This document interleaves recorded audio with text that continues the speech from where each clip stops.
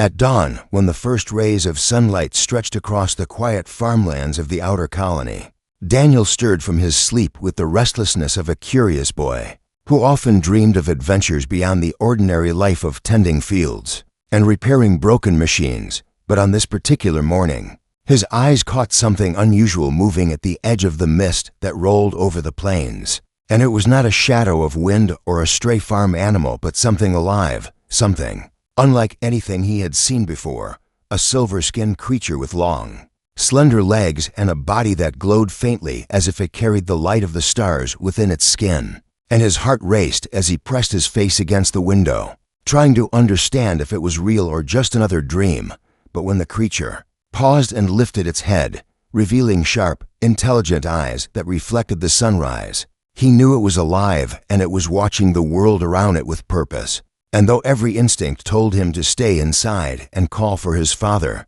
something deeper, a pull stronger than fear, made him slip on his boots and step outside, the cold morning air brushing against his face as the creature started to move. Again, slow at first, then faster, gliding across the grass with a silence that seemed unnatural. And Daniel, unable to resist, followed it, his steps clumsy compared to the effortless movement of the alien animal, his breath visible in the cool dawn, his heart pounding louder with each stride. And though he tried to keep his distance, the creature would occasionally glance back as though checking if he still followed, not startled, not afraid, but almost expectant. And this unsettled him, for animals usually ran when chased,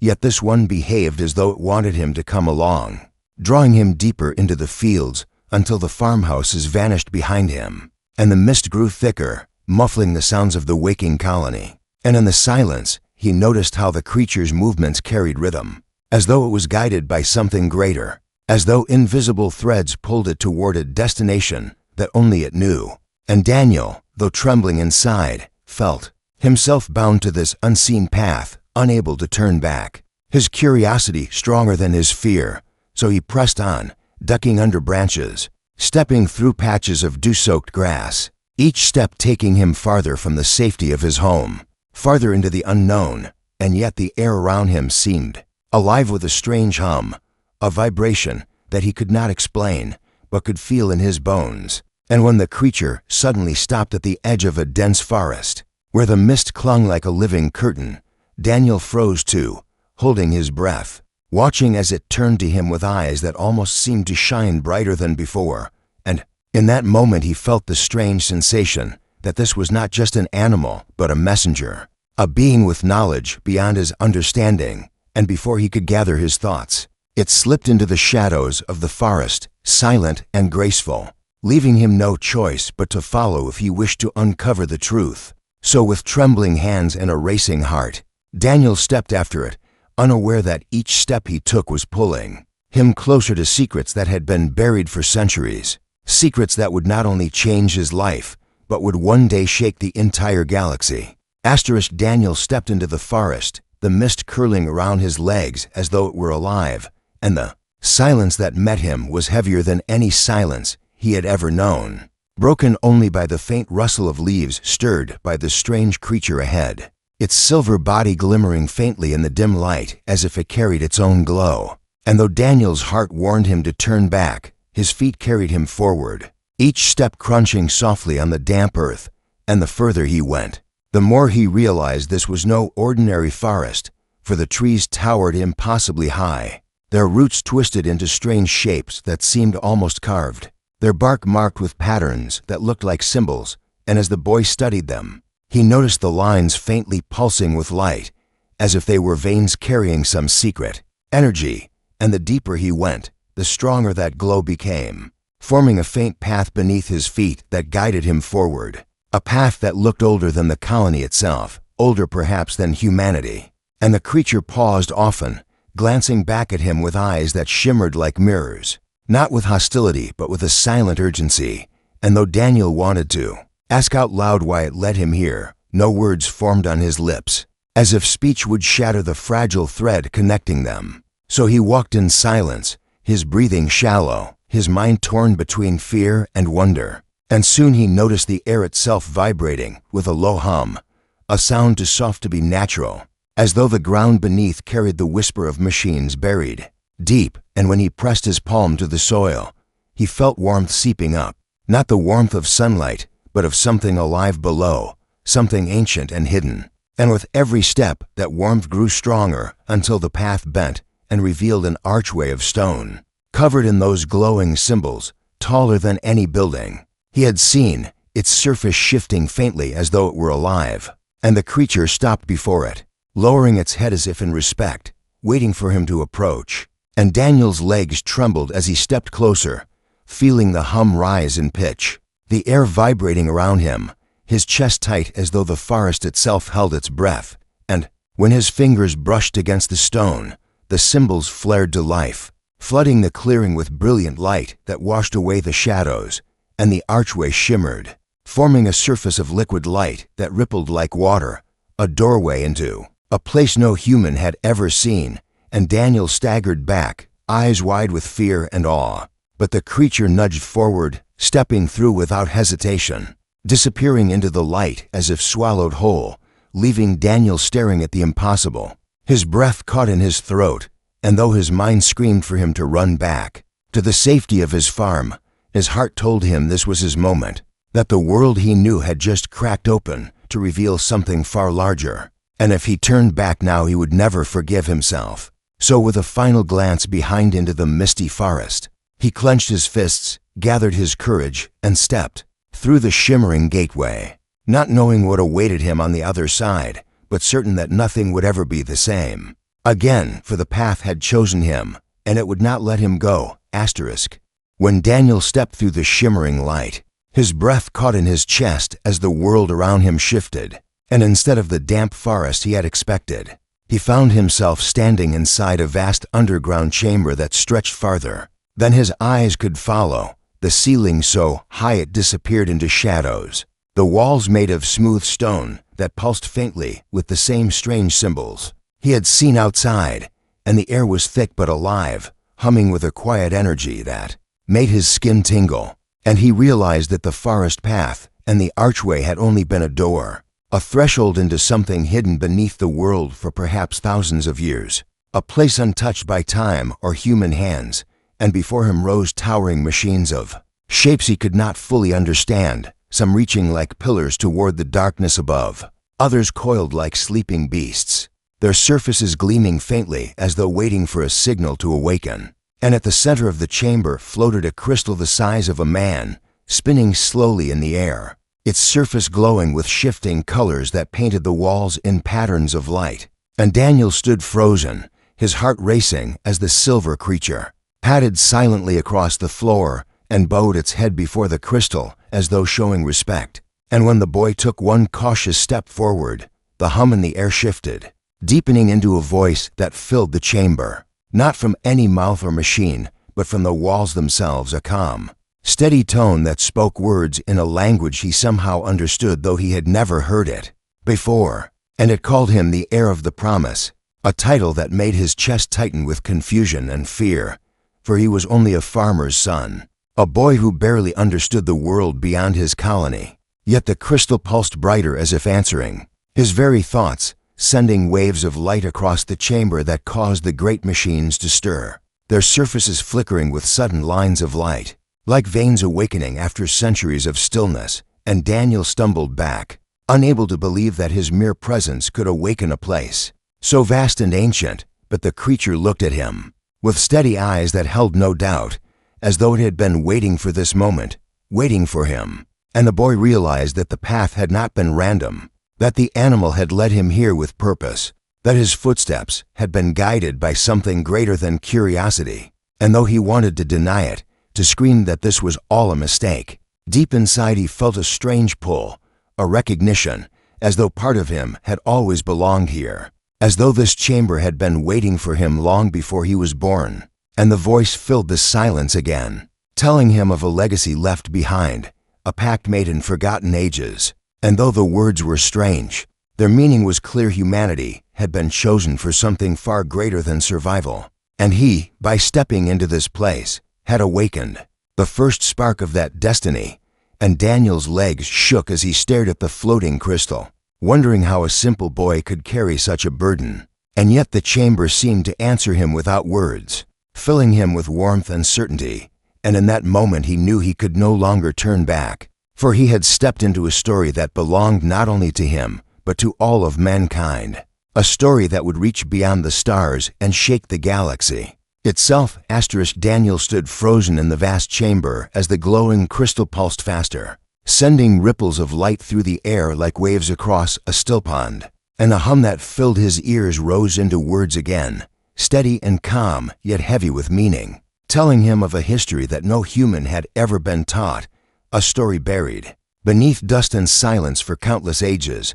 And it spoke of how long ago, before colonies and starships, before humans even knew how vast the stars were, another people had come to Earth, a race of wanderers who saw in humanity something rare, a potential hidden beneath fragility. And they had left behind gifts not of weapons or power but of memory and promise, gifts hidden deep where only one who bore the spark of humanity could awaken them. And Daniel realized with a shiver that the chamber itself was one of those gifts, a vault built to endure time, to slumber in waiting until a human hand or voice stirred it back to life. And the creature beside him, the silver animal he had followed, was no ordinary beast but a guardian, its kind sworn to protect the legacy until the moment of awakening. And now it bowed before him not because he was special in himself, but because he was human, because humanity carried within it a bond that no other species could unlock. And as the crystal turned slowly in the air, it showed him visions, worlds orbiting strange suns,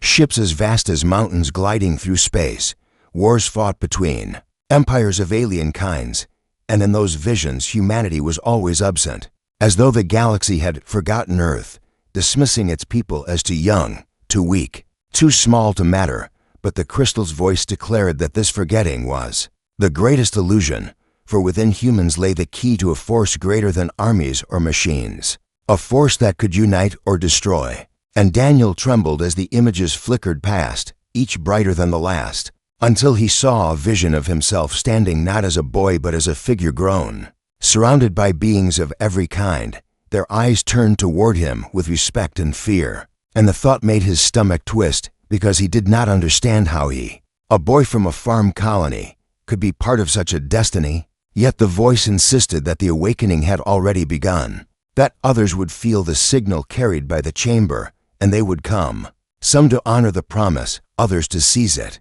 and that humanity's place in the galaxy would soon be challenged. And Daniel felt the weight of those words pressing on him like stone. Yet somewhere beneath the fear was a flame of wonder, a small but steady light that told him this was not a burden meant to crush him, but a call meant for all of humanity, that his discovery was not his alone, but the beginning of something vast. And as the light of the crystal dimmed for a moment before flaring bright again, Daniel understood that he could not remain hidden, that the secret of the past was no longer buried. It was alive in him, and though he wished he could run back to the safety of his home, he knew the world outside had already changed, for what he had seen and heard could not be undone, and the galaxy itself would soon feel the tremor of a promise remembered. The moment the crystal's last vision faded, Daniel felt the chamber tremble as though something vast had stirred beyond its walls, and the silver creature beside him lifted its head sharply, its ears twitching at a sound too faint for Daniel to notice. But soon he heard it to a distant rumble that did not belong to the earth but to the sky, a low thundering that grew louder with each passing second until the chamber's very ceiling seemed to shake. And Daniel knew instinctively that the signal released by the crystal had been heard, for above the forest shapes were moving, dark shadows descending through the mist. And when he stumbled back through the archway to look, he saw them, sleek metallic vessels slicing through the morning air with terrifying speed, their hulls glimmering with lights that were not human, their engines thrumming like thunder. And they descended into the clearing with a precision that made the boy's breath catch. For these were not the machines of his colony, but ships from beyond, ships belonging to those who had been watching, waiting, perhaps even fearing the very moment that had now come. And as the ships landed with a hiss of steam, their hulls splitting open, Daniel's heart pounded as towering figures stepped out, armored beings with long limbs and faces hidden behind glowing visors. moving with a confidence that spoke of authority and power. And one of them raised a device that scanned the air, before pointing straight at Daniel, speaking in a sharp, clipped voice that translated itself in his mind, demanding to know who had awakened the crystal. And Daniel froze, his body trembling under the weight of their gaze, but before he could answer, the silver creature moved between him and the soldiers, its body tense, its glowing skin brighter than ever, as though ready to defend him, and the soldiers hesitated, murmuring in their strange tongue before one of them stepped forward again, insisting that the boy come with them, and Daniel, though terrified, felt a strange pull in his chest, the same pull that had carried him through the forest, telling him that running would mean nothing, that hiding would change nothing, and so, swallowing his fear, he stepped out from behind the creature, his voice shaking but clear as he told them his name, and the chamber behind him responded, the crystal flaring once more as if his words carried weight beyond his own understanding, and the soldiers staggered back as their scanners spiked with unreadable signals, their leader barking orders to contain the anomaly, but the light only grew stronger, spreading through the trees, racing into the sky like a beacon, and Daniel realized with dawning horror and awe that the galaxy had truly heard, that this was no longer a secret hidden in stone, but a call carried to the stars. And while the soldiers tried to regain control, their voices sharp with unease, Daniel knew, deep inside, that nothing could stop what had begun, for he had spoken as a human, and the chamber had answered not to them but to him, marking him not as prey but as a symbol, and though he still felt like only a boy from a farm, the way the soldiers looked at him now with a mix of fear and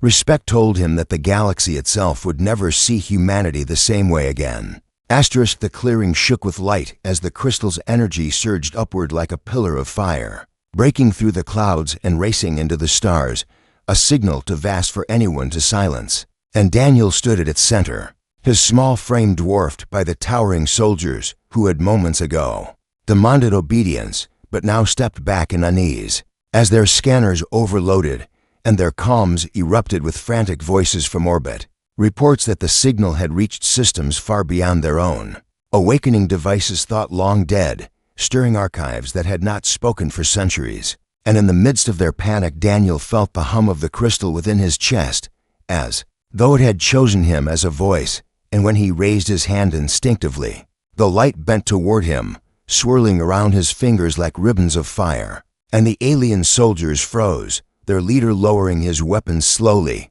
eyes wide behind the visor, for in that instant it became clear to them that the boy was no ordinary colonist, but the key their empires had long sought, the heir of a forgotten pact that no alien could command. And as the light spread across the land, cities far away turned their gaze skyward, starships halted mid-flight, councils and empires across the galaxy turned to their instruments and saw the unmistakable mark of humanity, a species they had dismissed as primitive now standing revealed as the rightful heirs to an ancient legacy. And Daniel, though trembling inside, spoke words he barely understood, telling the chamber that he was human, that his people were alive. And the crystal answered with a voice so powerful it echoed across the heavens, declaring that the promise was renewed and the guardianship of the stars belonged once more to Earth's children. And the soldiers, once proud and unshaken, now dropped to their knees in silence,